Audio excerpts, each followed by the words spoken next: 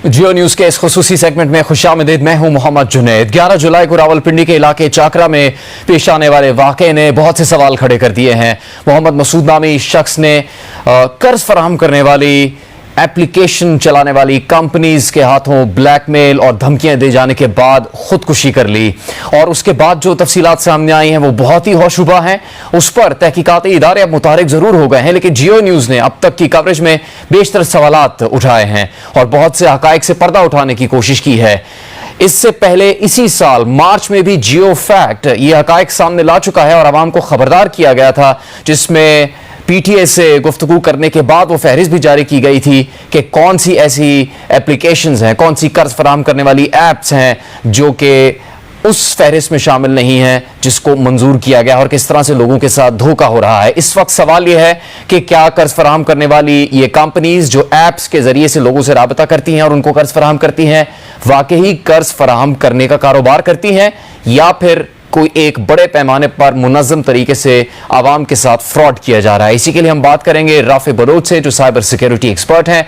जियो news के इस खुसूसी segment में हमारे साथ इस वक्त मौजूद है। राफे, असल में मकसद क्या है इन लोन एप्स कंपनीज का या कर्जा फराहम करने वाली कंपनीज का? क्या वाकई ही ये इस कारोबार को चलाने की नीयत से कायम की गई हैं या फिर लोगों को धोखा दिया जा रहा है, उनके साथ फ्रॉड हो रहा है? ये एक स्कैम है बाकायदा जिसका मकसद कर्जा फराहम करके लोगों के मसाइल हल करना नहीं बल्कि मकसद कुछ और है।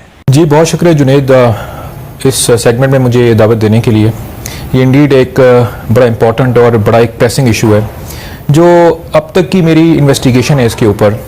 मैं अपनी इन्वेस्टिगेशन में इस नतीजे पर पहुंचा हूं कि ये दरअसल जो लोन एप्लीकेशंस हैं, let's not call them loan applications, let's call them fake loan applications.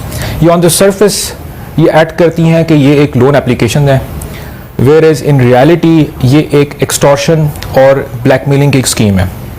ये लोग सोशल मीडिया के ऊपर बड़े मुनज़्ज़म तरीके से मासेस को टारगेट करते हैं और विदाउट एनी KYC चेक, जो कि नो योर कस्टमर चेक होता है, जो कि हर बैंक जो है वो इम्प्लीमेंट करता है कर्जा देने से पहले, विदाउट एनी सच चेक ये लोगों को लोन डिस्पर्स करते हैं। और मैंने अपनी इन्वेस्टिगेशन में तहकीक में ये भी चीज़ देखी है कि अगर आपके पास कोई डाटा नहीं है, यानी अगर आपके पास कोई कॉन्टैक्ट नहीं है, अगर आप एम्प्टी कॉन्टैक्ट लिस्ट के साथ इन एप्लीकेशंस को इंस्टॉल करते हैं तो वो आपका लोन जो है अप्रूव नहीं करते हैं। तो इनका जो तरीक़ेकार है that is very simple. Social media के ऊपर डिफरेंट प्लेटफॉर्म्स के ऊपर एडवर्टीजमेंट करके लोगों को ल्योर किया जाता है कि वो इन एप्लीकेशन को इंस्टॉल करें। जिस वक्त आप एप्लीकेशन इंस्टॉल करते हैं तो ये डिफरेंट परमिशंस आपसे मांग रहे होते हैं। मिसाल के तौर पे ये आपसे कहेंगे कि कॉन्टैक्ट्स का एक्सेस दें, दैट इज़ प्राइमरी। अगर आप वो नहीं देंगे तो एप्लीकेशन फंक्शन नहीं करेगी। उसके बाद आपसे आपकी गैलरी का एक्सेस लिया जाता है, आपसे आपकी कैमरा का एक्सेस लिया जाता है, आपसे आपके कॉल लॉक्स का एक्सेस लिया जाता है। अब अगर एक कंपनी जो लोन प्रोवाइड कर रही है, उनको क्या ज़रूरत है इन सारी परमिशंस की? तो ये करते क्या हैं कि जो भी आपका डाटा होता है, कॉन्टैक्ट डिटेल्स हो गई, आपकी गैलरी में जो पिक्चर्स हो गई, ये सारी की सारी पाकिस्तान से बाहर अपनी सर्वर्स के ऊपर ये लोग अपलोड कर देते हैं। उसके बाद जो इंटरेस्ट रेट्स ये बताते हैं, लोगों को ये मिसलीड करते हैं कि ये इंटरेस्ट रेट हैं ये एनुअली हैं, वेयरएज ये इंटरेस्ट रेट जो होते हैं ये डेली बेसिस के ऊपर जो है ना वो चार्ज किए जा रहे होते हैं। और इसी तरह हम देखते हैं कि अगर किसी शख्स ने कोई 10,000 की अमाउंट ड्रॉ की है तो वो देखते ही देखते कुछ हफ्तों के अंदर वो 5 डिजिट 6 डिजिट्स में जाके वो अमाउंट पहुंच जाती है। तो ये इनका बेसिकली तरीका वारदात है।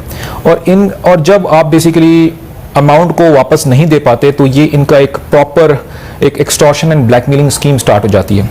पहले मरहले में ये आपके जितने भी कॉन्टैक्ट्स होते हैं उनको कॉन्टैक्ट करके based upon your call logs वो देखते हैं आप किसके साथ ज़्यादा कनेक्शन में, आपकी सारी सोशल मीडिया की प्रोफाइल्स को देख लेते हैं, आपकी फैमिली ट्री तक एक्सेस कर लेते हैं और उससे आपका एक ना सोशल ग्राफ बना लेते हैं। और उसके बाद उनको कॉन्टैक्ट करके कहते हैं कि जी फलाना साहब जो है उन्होंने हमारी इतने इतने पैसे देने हैं तो बराए मेहरबानी आप करें। तो एक सोशल प्रेशर बिल्ड करते हैं। अब ये वो काम है जो कि बैंक्स भी नॉर्मली करती हैं, बट ये इससे एक स्टेप आगे जाते हैं। जो आपकी गैलरी से जो पिक्चर्स होती हैं उनको फोटोशॉप करके वो आपके जो कॉन्टेक्ट्स होते हैं उनको जो है ना वो डिस्ट्रीब्यूट करते हैं, उनको डिसमिनेट करते हैं और आप पे ये प्रेशर डालते हैं कि आप किसी तरीके से जो है जो अमाउंट है, आउटस्टैंडिंग अमाउंट जो है वो उनकी पूरी करें। राफे, इतना घिनौना काम इतने मुनज़्ज़म तरीके से हो रहा है। रिकॉर्ड ये बताता है कि पिछले बरस सितंबर 2022 में भी कुछ क्रैकडाउन किया गया था फेक लोन एप्लीकेशन चलाने वाली कंपनीज के खिलाफ।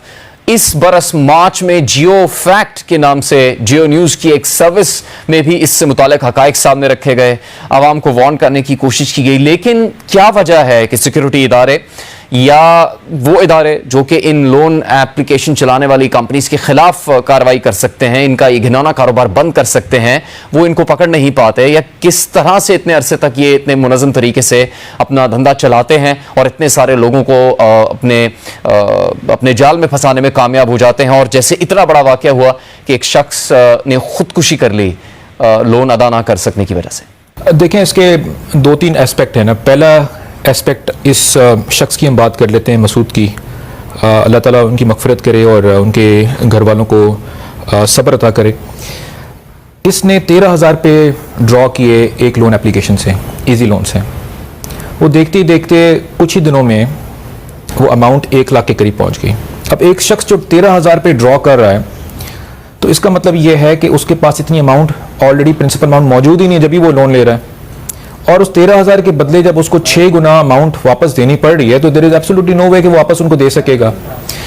तो उसको कंपनसेट करने के लिए, यानी जो 1 लाख रुपए जो उसके आउटस्टैंडिंग थे उस एप्लीकेशन पर, उसने कोई 1 लाख एक और एप्लीकेशन से जो है वो इसी तरह की लोन एप्लीकेशन थी, बल्कि ये जितनी भी लोन एप्लीकेशन है ये सारी जो है वो कनेक्ट कुछ 3-4 इन्वेस्टर्स के पास ही जाके इनके ताने बाने मिलते हैं। तो वो जो लोन एप्लीकेशन थी वो प्रॉब्ली उसी सेम ग्रुप की ही लोन एप्लीकेशन थी, तो उनके पास ऑलरेडी उनका डाटा मौजूद था कि जी उसने लेट से 13,000 रुपये जो है वो उसने ड्रॉ किए उस एप्लीकेशन से, जो कि बढ़ते बढ़ते 1 लाख रुपये हो गए। तो उससे उसने 1 लाख रुपये लिए दूसरी एप्लीकेशन से, इस प्रीवियस एप्लीकेशन को इजी लोन को पैसे देने के लिए, और वही अमाउंट देखते देखते कुछ ही हफ्तों में 7 लाख के करीब पहुंच गई। और उसके बाद उसके पास कोई और ऑप्शन ना रहा, और उसने ब्लैकमेलिंग से तंग आकर और इस एक्सटॉर्शन स्कीम से तंग आकर उसने ये डिसाइड किया कि वो सुसाइड करे। अब ये एक एस्पेक्ट है इसका। अब आपका जो दूसरा सवाल है with regards to the law enforcement, इसके बहुत सारे एंगल्स बनते हैं। पहला एंगल ये है कि ये जो डोमेन है ये FIA साइबर क्राइम विंग का बनता है। ये इलेक्ट्रॉनिक फ्रॉड कर रहे हैं, जो कि सेक्शन 14 अट्रैक्ट करता है, prevention of electronic crime act 2016 का। और ये जो किसी की पिक्चर जो है उसको फोटोशॉप करके जब भेजते हैं डिफरेंट व्हाट्सएप नंबर से, और वो भी बल्कि जो व्हाट्सएप नंबर जिनसे ये लोग भेज रहे हैं वो भी वर्चुअल नंबर्स हैं जो कि पाकिस्तान के बाहर से रजिस्टर्ड होते हैं, तो उनका कोई रिकॉर्ड जो है वो पाकिस्तानी इदारों के पास नहीं होता। तो दैट इज़ हाउ बेसिकली ये इस फ्रॉड को कंडक्ट कर रहे होते हैं।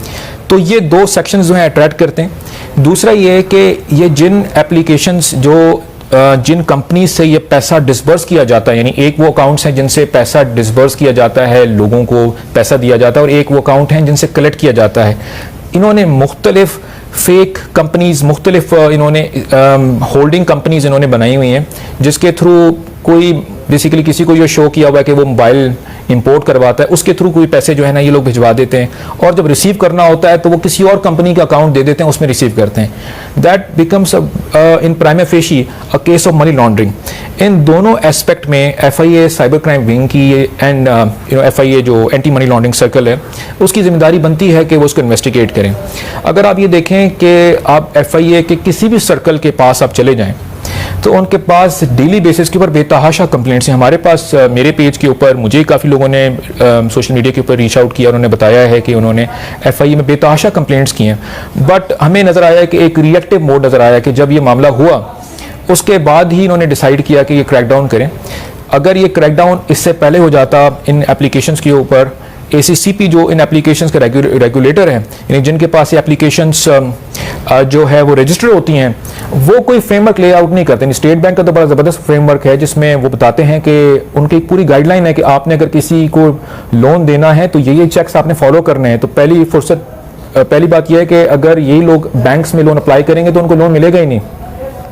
लेकिन ACCP के पास ऐसे कोई फ्रेमवर्क नहीं है कि आपने जो डाटा कलेक्ट करना है वो पाकिस्तान के अंदर रखना है, पाकिस्तान की ज्योग्राफिकल बाउंड्री से बाहर होना है, उस डाटा को कैसे यूज़ करना है। अगर यूज़र एक चाहे कि अपना वो डाटा डिलीट कर सकता है तो वो यूज़र के पास ये राइट्स होने चाहिए कि वो एप्लीकेशन को कहे कि मैंने अनइंस्टॉल कर दिया, बट ये डाटा उनके पास अंटिल इटर्निटी रहता है। सिमिलरली उसकी सिक्योरिटी के लिए, उसकी प्राइवेसी के लिए क्या करें, तो SECP के पास कोई ऐसा फ्रेमवर्क नहीं बना हुआ कि जिसके तहत इसको ये लोग रेगुलेट कर सकें। आवाम के लिए क्या गाइडलाइन हो सकती है, किस तरह से वो बच सकते हैं इन फ्रॉड कंपनी से, इन स्कैमर से, इन धोखा देने वाली कंपनी से जो कि आवाम को इन एप्लीकेशंस के जरिए से अपने जाल में फंसाने की कोशिश करती है। आवाम किस तरह से बच सकते हैं इससे? देखें, हमें अवेयरनेस रेज करनी होगी, गवर्नमेंट लेवल पे भी अवेयरनेस रेज करनी होगी, और वही फरीज़ा है जो हम और आप इस वक्त अदा कर रहे हैं। सबसे इंपॉर्टेंट बात यह जो मैं लोगों को बताना ये चाहूँगा आपके इस प्रोग्राम के तवस्सुत से, कि जब आप एप्लीकेशन इंस्टॉल करते हैं, इवन आपने लोन के लिए नहीं अप्लाई किया हो,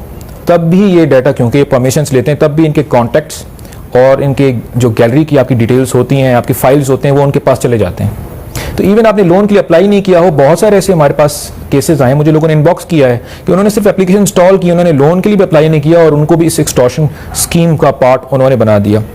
तो इस तरह की जितनी भी एप्लीकेशंस हैं उनको इंस्टॉल ना करें, और कभी भी कोई प्ले स्टोर के ऊपर भी इवन आप एप्लीकेशन को इंस्टॉल करते हैं, आमतौर पे हम ये कहते हैं कि प्ले स्टोर से बाहर एप्लीकेशन आप इंस्टॉल ना करें, और आईफोन में तो आपके पास ये ऑप्शन ही नहीं होता।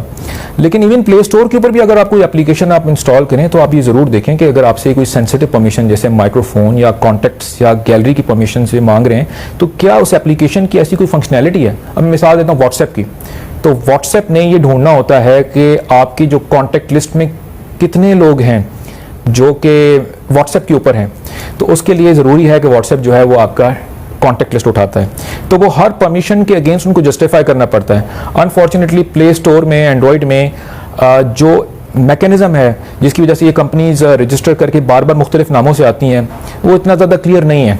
अगर यही एप्लीकेशंस आपको एप्पल के स्टोर के ऊपर नज़र नहीं आएंगी, क्योंकि एप्पल में जब भी आपने कोई परमिशन आपने देनी होती है, या माइक्रोफोन की परमिशन एक्सेस कर रहे हैं या गैलरी की, तो आपको जस्टिफाई करना पड़ता है कि जी ये मेरी एप्लीकेशन का पर्पज़ है, और इस वजह से जो है ना मैं ये एप्लीकेशंस जो हैं वो कर रहा हूँ। तो आवाम के लिए वेरी सिंपल कि इस तरह के किसी भी एप्लीकेशन जो कि लोन और जो कि एक्सेसिव परमिशंस मांग रही हो, इस तरह के किसी भी एप्लीकेशन को इंस्टॉल नहीं किया जाए। बहुत शुक्रिया राफे बलोच जियो न्यूज़ से बात करने के लिए। अपील यह है कानून नाफिज करने वाले इदारों से कि वो ऐसे खौफनाक धंधा चलाने वालों के खिलाफ कार्रवाई करें और मजीद लोगों को इस फ्रॉड, इस धोखाधड़ी से बचाने के लिए अपना किरदार अदा करें।